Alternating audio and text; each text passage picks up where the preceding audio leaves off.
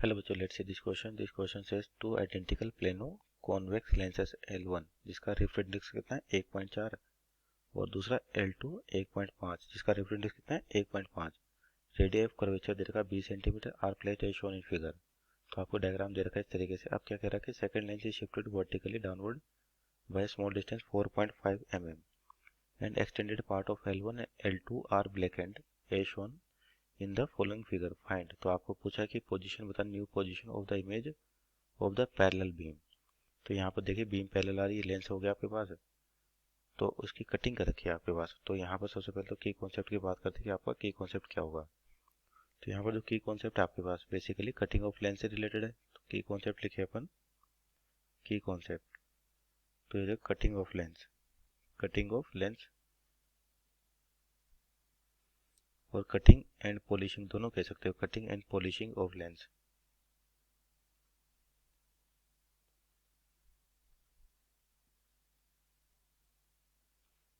तो यहाँ देखिए आपके पास ये पहला ये लेंस 1 है और ये लेंस 2 आपके पास.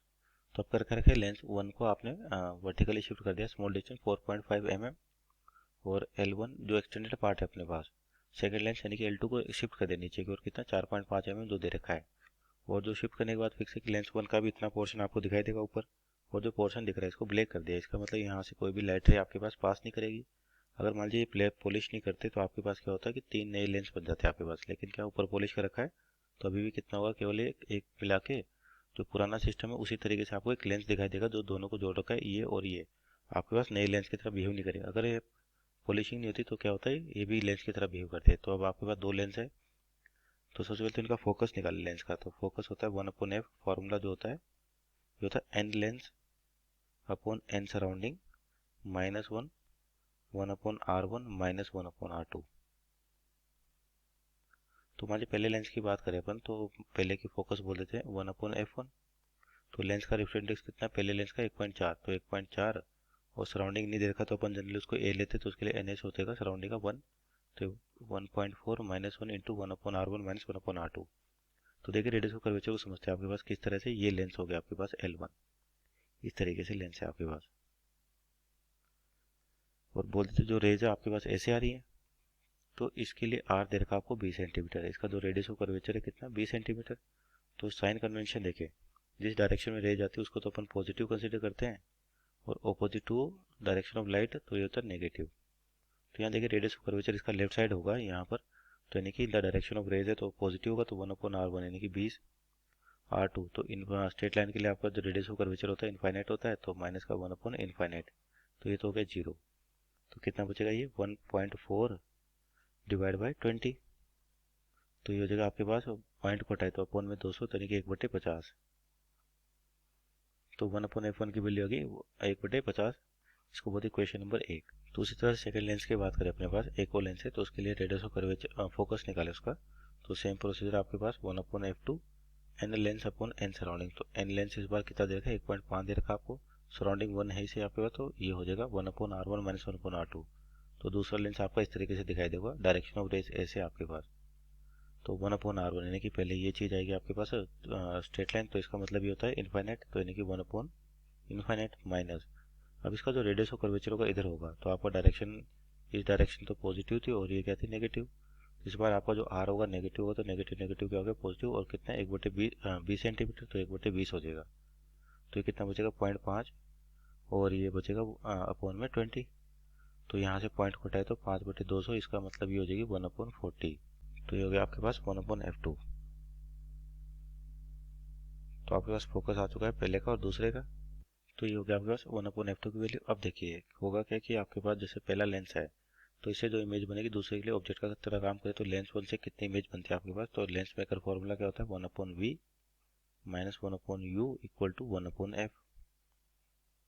तो यहाँ देखिए कि आपके पास जो यहाँ पर दे रखा है कि जो रेज है वो कैसी है पैरेलल है. इसका मतलब जब भी पैरेलल रेज आपके पास किसी भी लेंस पे गिरती है तो उसके फोकस पे कन्वर्ट होती है. जैसे पहला लेंस ये है इस तरीके से आपके पास तो रेज कैसी आ रही पैरेलल आ रही है आपके इस तरीके से.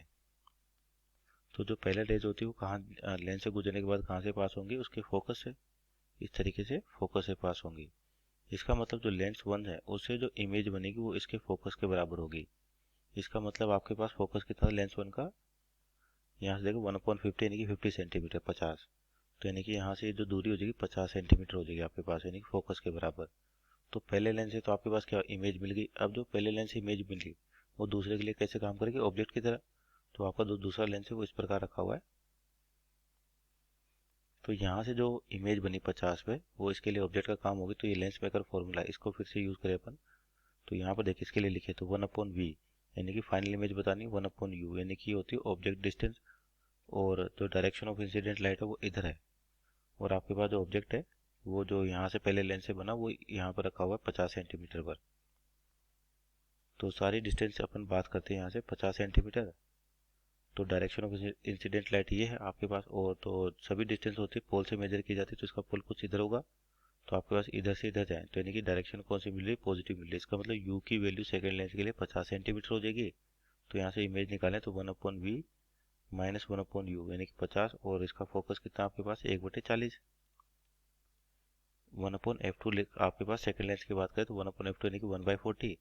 तो 1/v की वैल्यू क्या हो जाएगी 1/40 प्लस 1/50 1/50।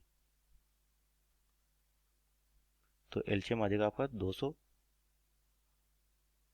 तो ये हो जाएगा आपके पास 200 आ गया, तो यानी कि 5 और प्लस ये हो जाएगा 4, तो यानी कि 1/v की वैल्यू होगी 9/200। तो v की वैल्यू आ गई 200/9, यानी कि जो फाइनल इमेज बनेगी उसकी डिस्टेंस तो मिल गई अपने को 200/9 सेंटीमीटर, और ये पॉजिटिव आ रही, इसका मतलब आपके पास जो फाइनल, तो ये तो हो गया आपके पास जो फाइनल इमेज बनेगी उससे डिस्टेंस। अब देखिए ऑप्शन चेक करते हैं यहाँ पर कि आपका ए और बी और सी, ये बी और डी तो आपके गलत हो गए थे। ए की बात करें 200/9 centimetre behind the lens 2.5 mm below the axis of L1, और ये 200/9 in front of the lens 2.5 mm below the principal axis of L1। तो आपके पास एक तो यहाँ पे दिख रहा होगा जो इमेज बन रही है वो 200/9 पर है, लेकिन जो लेंस 1 है उसके पीछे बन रही है। आपका जो लेंस 1 है इस तरीके से है, तो इमेज इसके बिहाइंड में। तो एक तो ऑप्शन आपका बिहाइंड का होगा, किधर बनेगी बिहाइंड बनेगी, और देख लेते हैं कितनी दूर बनेगी। तो इसका मैग्निफिकेशन निकाले अपन। तो मैग्निफिकेशन होता है v/u, या height of image upon height of object equal to क्या हो जाएगा आपके पास v/u। तो v की वैल्यू कितनी 200/9, 200/9, और u यानी कि ऑब्जेक्ट डिस्टेंस ये थे आपके 50। तो यहाँ से हाइट ऑफ इमेज जो आ जाएगी 200/9 इंटू 50 इंटू 4.5। तो इसको सोल्व करें आपके पास, तो ये 1 0 से 1 0 कैंसिल आउट, ये से पॉइंट कैंसिल आउट हो जाएगा, और ये कैंसिल आउट हो जाएगा कंप्लीट, तो केवल बचेगा 2 mm। तो यानी कि जो इमेज बन रही है वो कितनी 2 mm है। और तो आपके पास जो शिफ्ट हुई थी यानी कि L1 था उसकी ऑप्टिकल एक्सिस, और ये L2 उसकी ऑप्टिकल एक्सिस, तो कितनी दूरी इनकी 4.5 mm। तो यानी कि जो पहले से इमेज बनी दूसरे के लिए ऑब्जेक्ट का काम करेगी। तो इसका मतलब ये सेकंड लेंस के ऑप्टिकल एक्सिस, ये से फर्स्ट लेंस की ऑप्टिकल एक्सिस तो कितनी आ रही है 2 mm आ रही है, यानी कि आपके पास जो इमेज होगी वो इधर बनेगी 2 mm। तो यहाँ से कितनी दूरी हो जाएगी 2.5 mm, क्योंकि आपका आंसर L1 की टर्म में दे रखा है।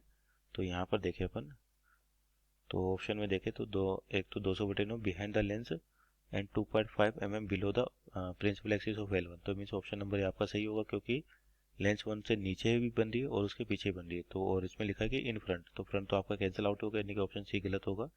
मीन्स और right answer is option number A 200/9 centimetre behind the lens 2.5 mm below the principal axis of L1। Hope you understood well, best of luck.